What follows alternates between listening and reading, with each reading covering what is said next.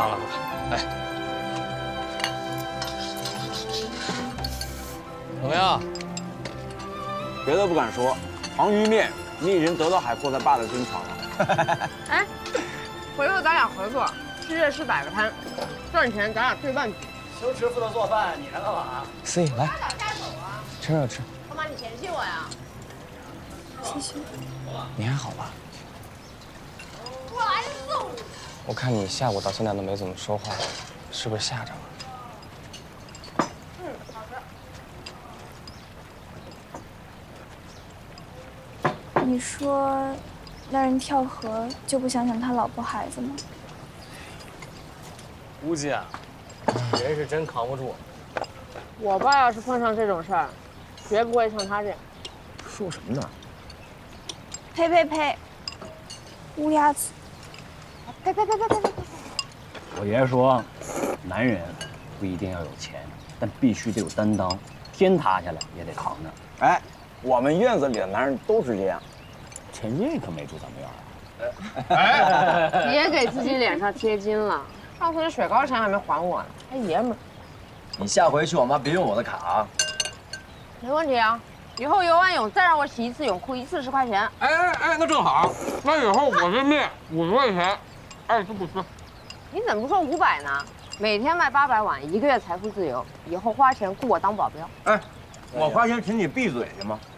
来，小猛啊，要讹人呢！啊！干嘛呀？我没事吧？劲儿那么大呢，放手！我跟你急了啊！小猛啊！哎，看见没有？我们院的女人厉害不？哎，我没事。快点啊！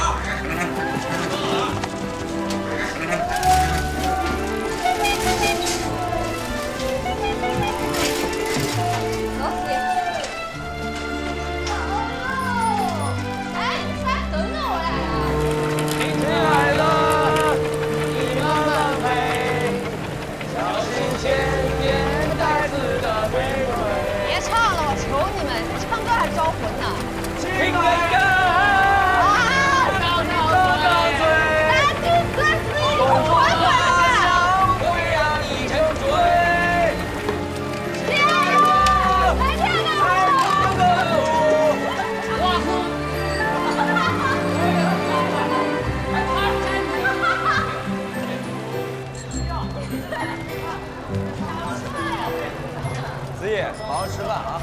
放学我们来接你。你咋不让我多吃点？这一天天的。到了，我走了，拜拜。拜拜。哎，回来。这头发一天天乱。行了，拜拜。拜拜。拜拜。走。他俩子你又犯贱了是吧？怎么了？司仪是瓷器啊，温手好能碎了。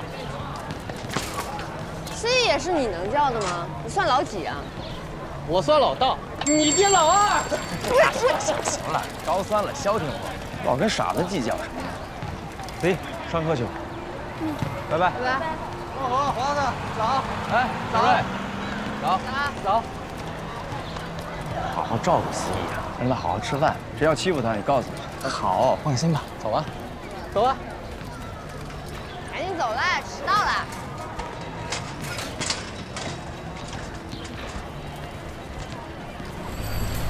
学校有规定，不许戴假发，摘下来。好。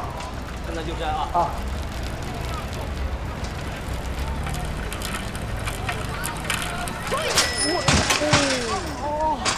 你有病啊！再说一遍。悠着点，别给人家打坏了。好粗，好粗，好粗。行，你给我等着，大华子。我等什么？我等你下葬，请我吃席是吗？等你结婚，我给你摆喜酒。臭不要脸的你！老师，你看他！老师，你看他！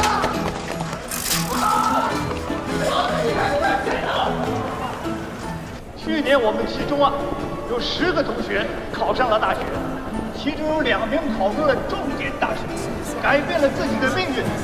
好像就在你们前面呢，同学们，人生的路怎么选，就掌握在你们自己手里。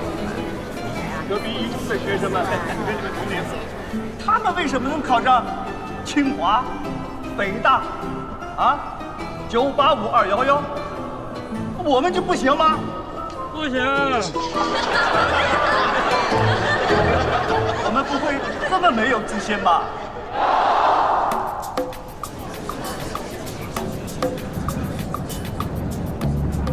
有的同学总爱和隔壁讲。同学们，你们的竞争对手从来都不是隔壁。对于期中的同学来说，能够考上大学，那就是创造奇迹；而对于我们一中的你们来讲，考不上才是奇迹呢。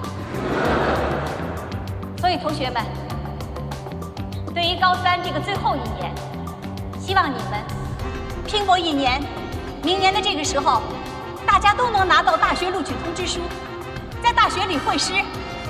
你们有没有信心？有没有信心？有志者事竟成。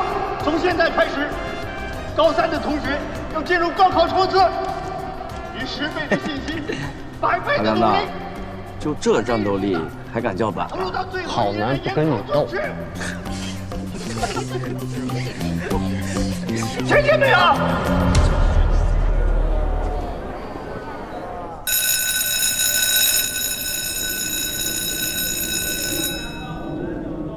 那么 AN 大于等于 AN 加1，数列怎么样？递减。那么 AN 大于等于 AN 减1，这说明什么？对，这是单调递增。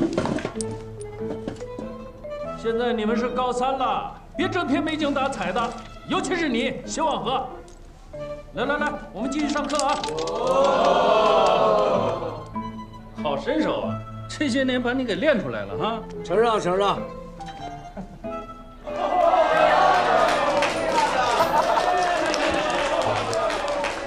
同学们，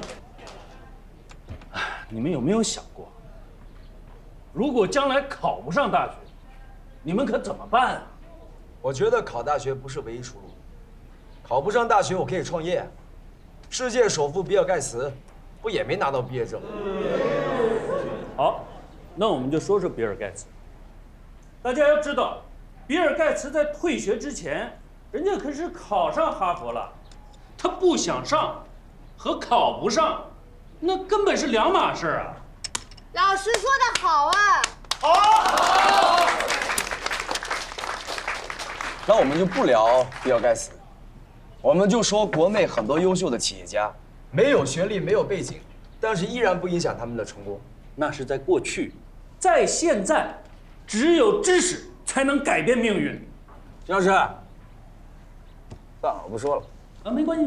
你说你的，你要是说错了，老师不怪你；说得好，老师不给你留作业。真的假的？当然是真的。说话算话，算话。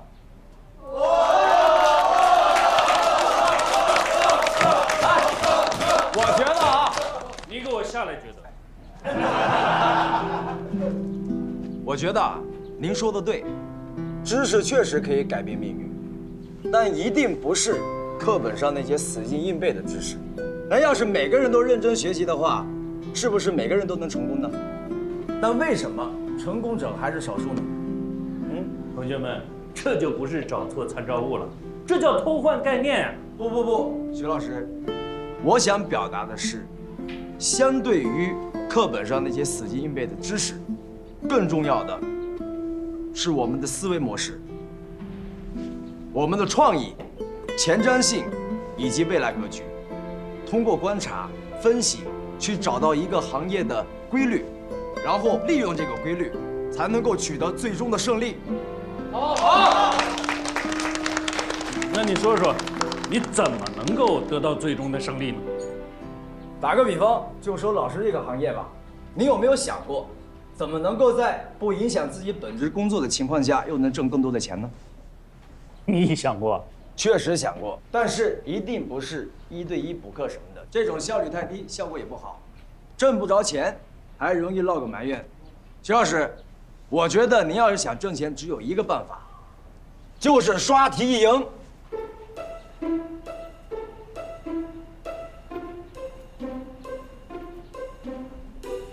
什么赢？刷题赢。嘿嘿，徐老师，麻烦您移驾。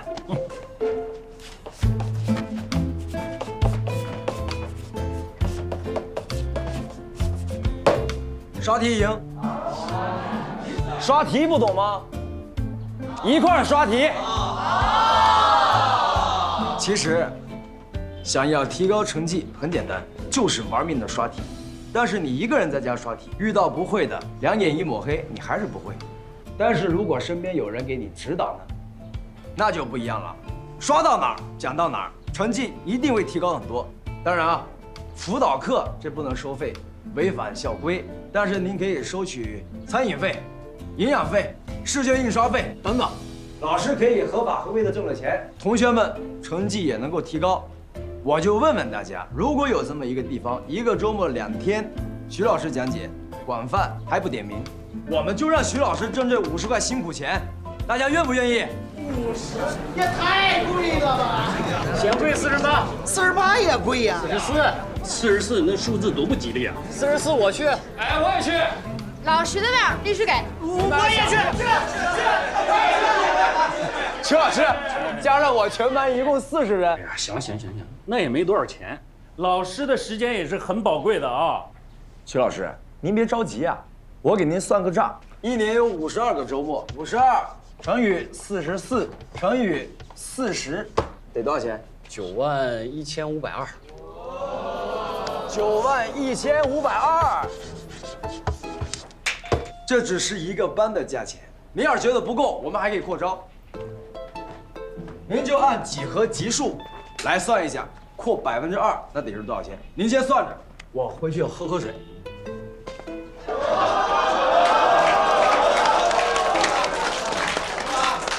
哎，同学们，咱别瞎起哄，咱们就算算谢老师这道题。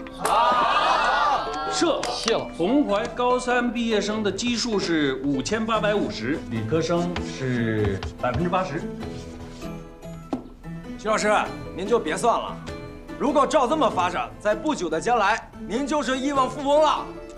亿万富翁！徐老师，您这只是您一个人干，等到时候您辞职了，专心干这个事情的时候，我们就可以把所有退休的高级教师全都请过来。到那个时候，我们就可以冲出红淮，到全国各地开设刷题营。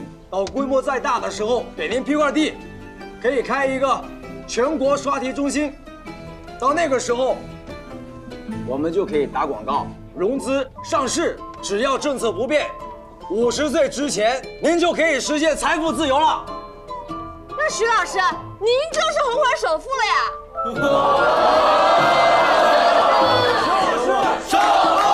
徐老师，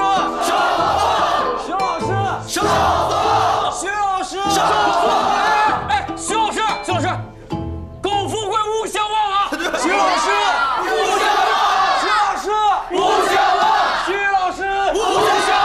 这你跟他们说那么多，他们听懂吗？燕雀安知鸿鹄之志，不对知音，枉费舌尖。一会儿撞死你！又想干嘛呀？帮我转告夏凤凰，他欠我钱。欠你什么钱呀？空军1号刚从上海买回来，你看他给我踩的还能穿吗？多少钱啊？别问，问了你们也赔不起。那你想怎么样？不想怎么样。一双鞋小意思，要我想，每天都能换新的。我嘚瑟能死吗？兜里有钱当然得嘚瑟呀，不像某些人，钱都在脑子里，兜里一干二净的，整天就知道吹牛。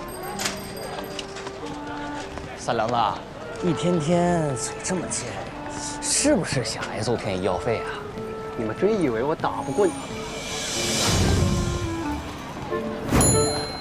告诉大华子，我天天穿新鞋，有本事天天来捅老子啊！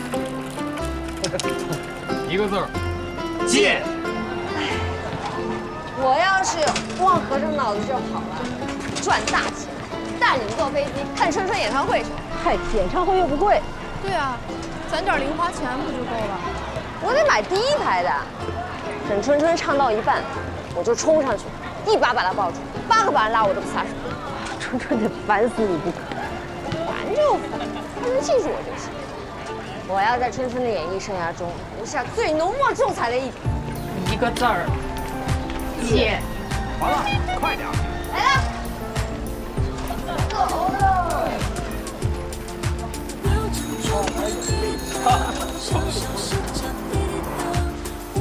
Ladies and gentlemen， 欢迎来到我的演唱会。嗨，台下的观众朋友们，你们好吗？让我看到你们舞动的双手，让我看到你们的鼻子。什么？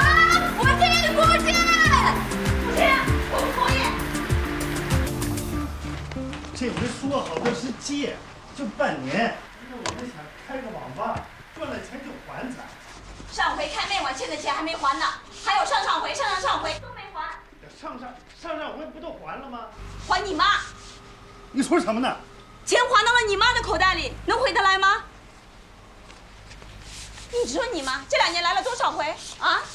那怎么了？我妈还不能来了？不是说不能来，每回一来都带着一大家子人，连吃带拿的，好不容易攒点钱都贴给你妹了，我欠她的呀。行了，我欠他们的，行了吧？那我没替我照看我妈，替我尽孝道，吃点拿点有什么呀？不应该呀。那你都决定了，跟我商量啥？存折在抽屉里，我自己干。哎，你干什么去？黑灯瞎火！还我！你先说清楚，到底是借还是不借呀？我不借，我凭什么要借？原先咱们家生意还行的时候，我说什么了？受多少委屈我都认了。但现在运河什么情况？你心里没点数啊？跑船原来1天挣多少钱，现在挣多少钱？你不算账，我都算着呢。这日子还过不过了？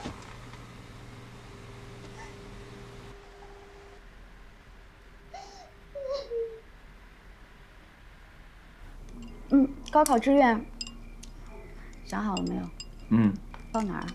清华北大，最次也得是人大吧？好好说，哪儿？那您希望让我怎么说嘛？就我这成绩，我能考上大学吗？怎么不行啊？我儿子又不笨，还有1年时间呢，咱们努一努，再不济，上个大专也行啊。你别真跟你爸一样跑一辈子船啊！说什么呢？看不起跑船的啊！你竟敢看不起跑船的！哎呀，你这又是跟谁喝的呀？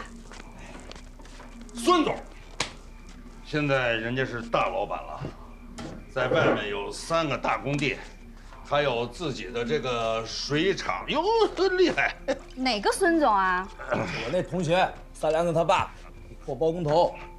哎，孙总，孙瘸子，他说什么时候给咱们结账？啊？哎，他说了，现在他手上的项目太多，一等腾出手来，这第一个就给咱结啊。给他拉了10几床水泥，1分钱也不给，这不欺负人吗？大人的事，小孩子少管。那我能不能说，那个孙瘸子他就是赖账，上个月刚买辆大奔，你知不知道？对，人家买的是20二手的车，2手的，人家又没说不给咱们结，你都别给我烦啊！等会儿啊，凉了，给您热热。啊，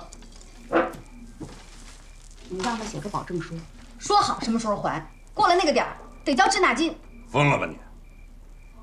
咱家的生意都是人家给的，把人家给得罪了，咱们都得喝西北风去。你才疯了吧？你给人家干活不要钱，那你图什么呀？你才疯了呢！想老杨这事儿啊，少管。我能不管吗？我跟你说，以前咱们好汉赚钱真是晚节也结，咱都可以，我都说得出去。哇，再不结账，让你俩喝西北风啊！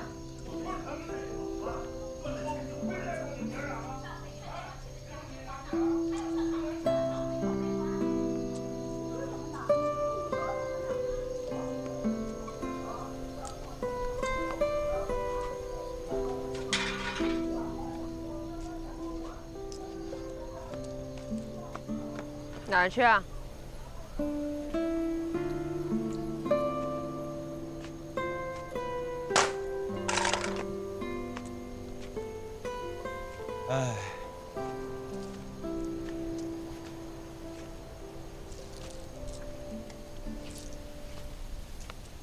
家因为啥吵？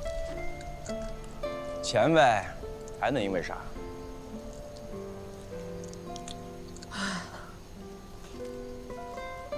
以后我要是嫁人，对方有没有钱无所谓，一定不能太愚孝。为什么？辛辛苦苦赚点钱，全补贴他妈了，家里花什么？找个有钱的呗，两头都不耽误。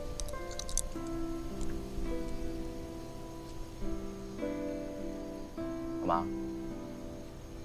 你以后要是发了财，我要发财了，我就把我爸的厂给买了，逼他退休，然后在城里给他们买个大房子，带花园那种，让他们每天就在家里遛遛鸟、养养花、晒太阳，无忧无虑。那多无聊啊！他们会闷死你呀，就是身在福中不知福，对父母的辛苦熟视无睹。哎，这运河啊是没戏了，跑船的赚不到钱，我看这花街呀，迟早也要完。树挪死，人挪活，以后啊，哪儿好发展，咱们就上哪儿去。只要肯努力，肯定饿不死。你最想去哪儿？没想好。你呢？北京，中关村。长大了就去。我打算长大，至少得高中毕业吧。反正啊，我不可能在这儿原地等死。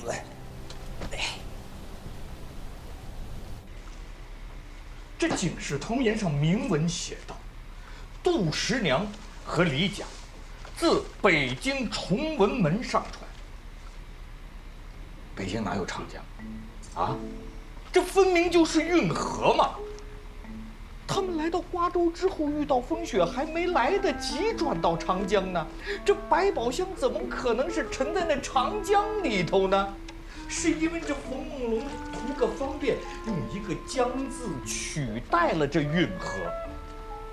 所以说，这百宝箱它是沉在这运河之内呀，这一点它是没错的呀。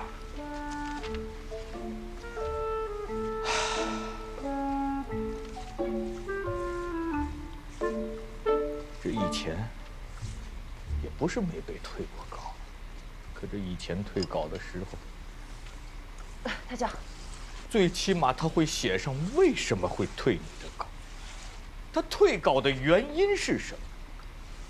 可现在倒好，连个字儿都懒得写了，盖个章子就给你退回来了，还退到你单位里头。我问问你，你方才也看了，他们为什么退我的稿？凭什么退我的稿？好了好了，你冲孩子喊什么呀？他又不是出版社的。老子咽不下这口气！你咽不下，你就把他当个屁放了。你这是说的什么话呀？有你这样说话的吗？息怒息怒！我刚才也看那稿子了，我觉得退稿并不是您的学术水平不高。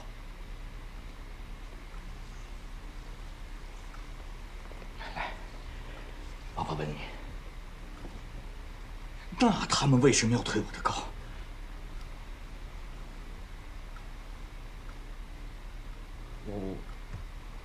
我觉得是题材。题材啊？什么意思？就那个杜十娘，都已经是陈芝麻烂谷子的事儿了，现在的读者不感兴趣，不好读也不好卖。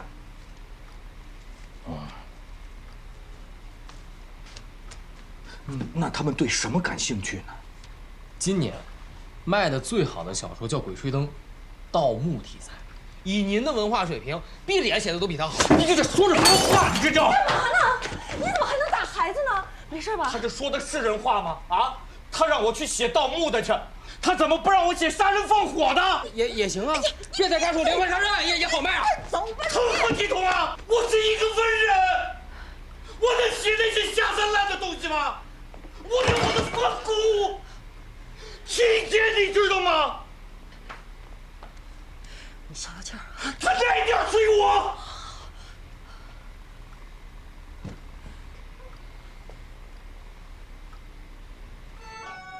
那些文人骚客写字的时候，唰唰唰唰唰唰唰唰唰唰。二爷，你倒是真抓着一个呀，给我看看。我这爷爷歘歘不好是吗？让你好好练，练得跟书法家似的，歘歘歘歘歘歘歘，还会留白，留有余地是这意思吗？对，留。你不就是让我在家做家庭主妇吗？我不是这个意思。你就是这个意思。这些年，我在家相夫教子，为家庭做贡献。我不求你理解，也不求你感激我。可现在，我只想把我失去的东西一点点的找回来。你失去什么了？我以前的名字叫罗之梅，可现在呢？现在谁知道我的名字啊？所有的人都叫我海阔妈。这日子过着过着，我就把自己的名字都弄丢了。之梅，他们叫海阔妈，那是互相之间都这么叫嘛。你当然叫罗之梅了，你在我心里永远是罗之梅呀。再说了，你说你演个小角色就能把名字找回来了？至少片尾字幕上会打上罗之梅这3个字。片尾只有广告，那哪有什么字幕啊？你别胡搅蛮缠！我告诉你，周艳玲，这次我走定了，你别想阻止我。我又不是说不让你走。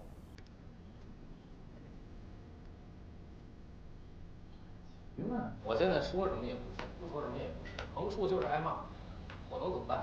爸对你挺好的，好什么好？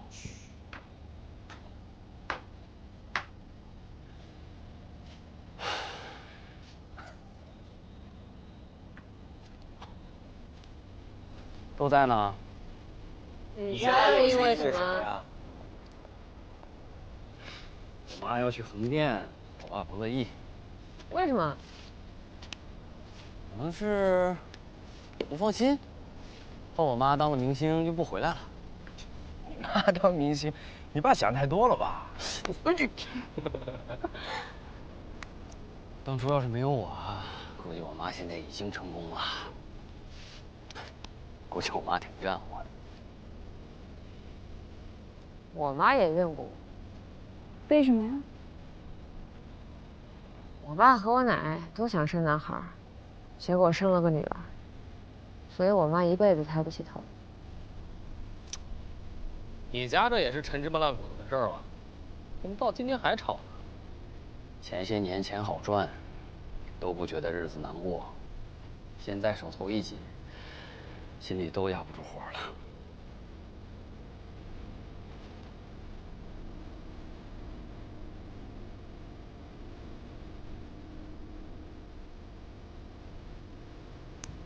所以呀，我们都得往前冲。现在家里赚不到钱，那就得靠我们了。有了钱，我爸要不到账，我妈不至于跟他急，海阔妈也不至于着急出去演戏。华子家真想要个儿子，那生一个就是了。所以归根结底，还是因为钱。我同意。等老子一毕业，第一时间去兰州。兰州？要吃拉面啊？每天睁开眼就看见运河的人，也和运河命运相依。由无数羁绊组成的父辈祖辈们，还在努力地坚守着。而年轻人，就像最初的运河，求新求变，想要开拓更广阔的世界。算老几啊？那你差点给我摔下。拜拜，睡觉啊！拜拜，拜拜，睡觉。拜拜了，拜拜。早点休息啊。嗯。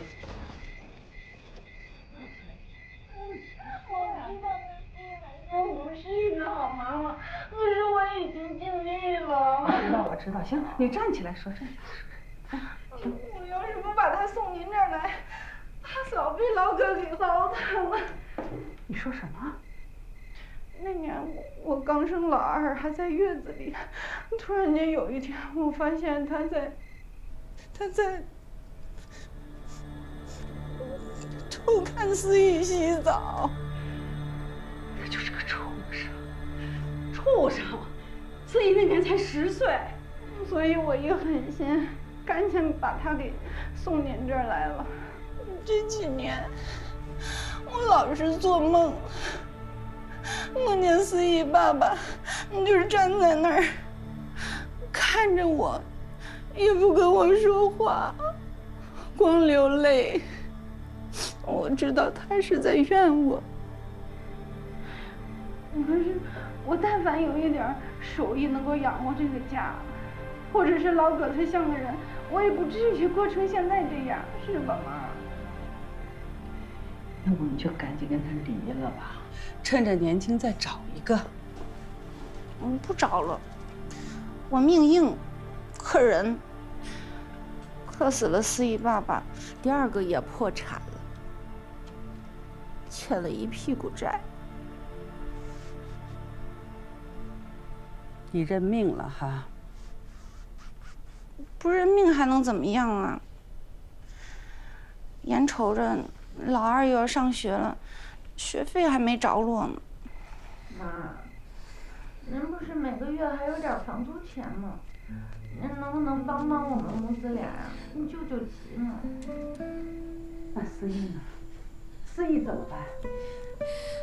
要不行，我就去南边，我去干传销。只要我豁出脸来，钱也赚了不少。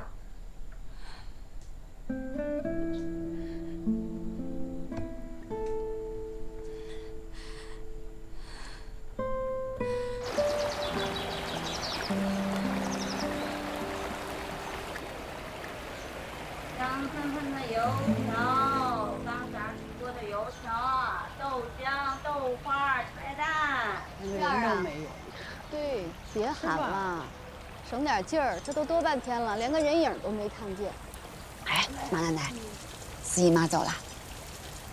走啦。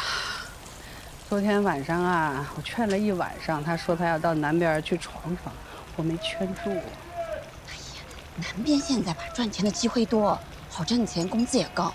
我有几个小姐妹去深圳做什么外贸，赚翻了。那回家直接就盖3层小洋楼。你说我琢磨咱们街上生意也不好，要不然我也去南边，我给华子挣点嫁妆回来。你去干什么呀？我打工啊，那绝对比这儿挣得多，对吧？行了，那1个月能赚多少钱？那反正肯定比咱们摆这个小摊要赚多了。啊？你说的真的假的？真能赚多少钱？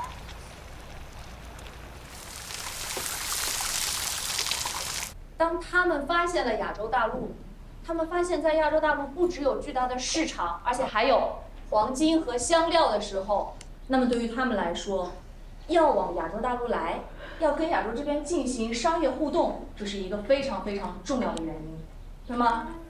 但是有一个阻力是什么？传统商务受阻了。所以呢，对于他们来说，他们要干嘛？开心，非常好。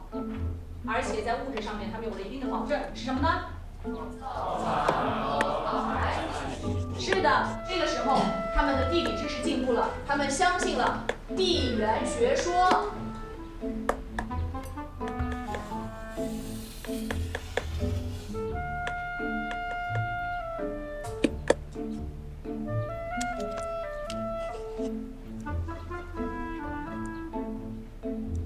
来，给他拓展一个新知识点啊，跟航海有关的摩斯密码。摩斯密码最早呢是由美国的通讯学家塞缪尔·摩尔斯发明的。当然了，最早的那个美式的摩斯码呢，现在已经废弃了。现在呢，大家用的是国际通用的摩斯码。所以啊，如果你们要用的话，得要记住给这个摩斯码加个密啊，不然呢，老师就会听到你们在聊的是什么，好吗？老师不想偷听啊。来，我们继续往下说。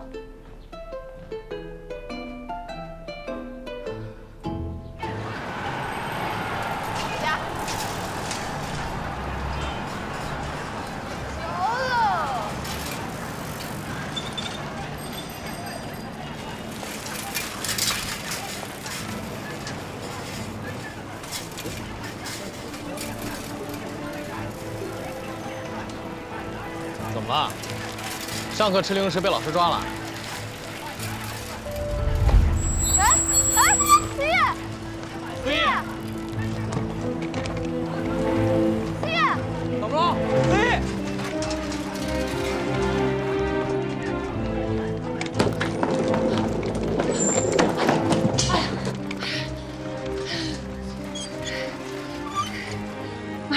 看看你，还差多少？啊？我问你还差多少钱？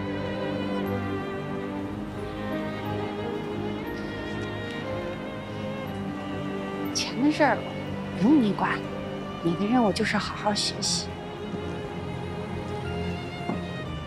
你是不是觉得自己特善良、特伟大、特别有母爱啊？怕我受伤什么都不管就把我扔到奶奶家，自生自灭？我才10岁啊！你有没有想过我该怎么办？我现在17了，还天天失眠，就是从那个时候开始的。你可能觉得都是为了我好，可我不会领你这个情的。还有那个弟弟，你说没钱上学，现在是9年义务教育，连这点钱都弄不到吗？还传销，你看自己还钱不够，还要跟亲戚朋友吗？学费是没几个钱，但是老葛他大人欠了好多钱，我得赶紧还上，不然他们会堵在你弟弟学校，天天跟他去要钱。你说个数，我哪怕卖血都给你填上。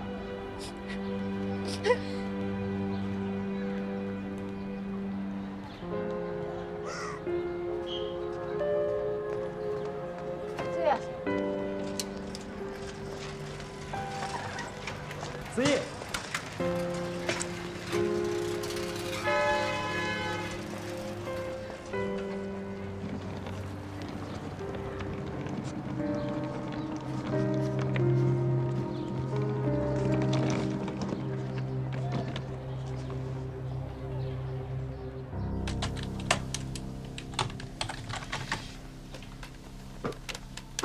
这干什么呢？一个游戏外挂，自动挖金币。你这玩意儿不犯法吧？不多吧，应该问题不大吧？如果被官方发现，最多就是封号。没必要。黑客行为要是被举报，很有可能会影响高考，你知不知道？思义急着用钱，总得想点办法吧？你们说，这他妈倒霉跟他有什么关系啊？平时又不来往。思义心里难受啊，逼急了，他真敢卖血去。就他这体格，他得死在输血车里。我去找我爸借点钱。哎，你是亲儿子吗？你爸的钱也不是大风刮来的，平时蹭蹭吃喝就行了，也不能搁一个人身上薅啊。哎呀，现在花街也没人了，茶叶蛋也卖不出去了。之前河里还有点鱼虾，现在上游开一钢厂，鱼虾也没有。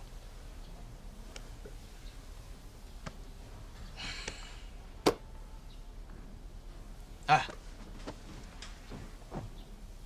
西闸那边有一废船，咱们不行。怎么不行啊？那船没人要，都停了个把月了。那柴油流到河里，鱼都翻白肚了，田都废了。咱们去把那柴油收拾收拾，这也算是为环保事业做贡献了。对呀。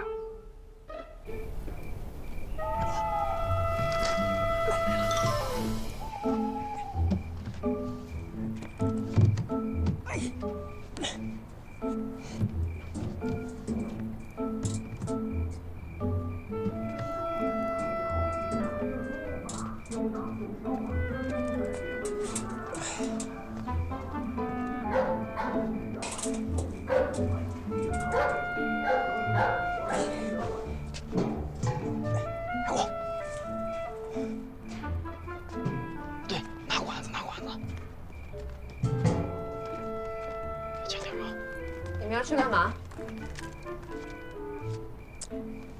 你管的，怎么哪儿都有你啊？哪儿凉快哪儿待着去。废话呢？去干嘛？西闸有一废船，漏油，我们捡破烂去。不准去，否则我告你妈。锤子在这。大华子，你以为我不敢动你啊？哎呦，不对！别闹了，思义急等着钱用呢。放手。行吧，那我也要去。你去干嘛呀？我去给你们望风。今天不带我，谁也别想出这门。把那盆儿拿上。走，拧死我得了你！哎，你们一会儿怎么运啊？什么怎么运啊？先去花街借个推车。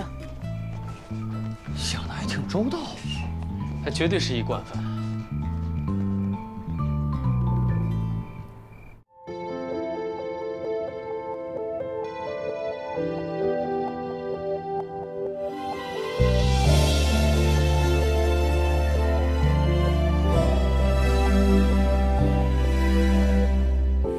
莫名又奇妙，爱与成全就和解不了。我欲言又止，就让心跳默默吵。可惜你不知道，背向你时我也湿了眼角，依然是全力伪装最后的礼貌。庆幸是你给过温暖拥抱，遗憾是得不到，偏又想要。怎么比较开端和结局，哪个潦草一样忘不掉？怎么你的好一放手就消散在人潮，舍得让我伤心到连眼泪都想再灼烧。还好我们没有运气到老，不用太煎熬。怎么我的好一放手就会被你忘掉？显得我有多可笑，连不舍都想再乞讨。最后的成全是说再见不打扰。